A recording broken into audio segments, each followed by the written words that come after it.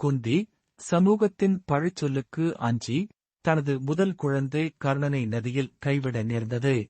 கருட புராணம் உரைப்பது யாதெனில், பெற்ற குழந்தைகளை துறப்பது பெரும் பாவம்.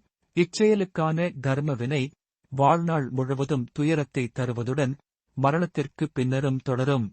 குந்தியின் வாழ்வில் மகனை வெளிப்படையாக உரிமை கொண்டாட முடியாமல் தவித்ததும், அவனை எதிரணியில் கண்டு வலியுற்றதும், அவனது மரணம் பெரும் சோகத்தை அளித்ததும் இச்செயலுக்கான பூலோக கர்மவினையாக அமைந்தது.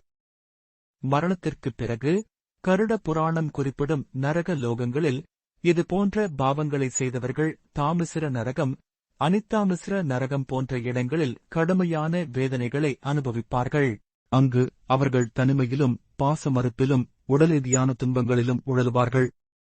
எந்தவொரு பாவச் செயலுக்கும் தகுந்த தண்டனை உண்டு என்பதே கருட புராணம் கூறும் நீதி. Please share the video.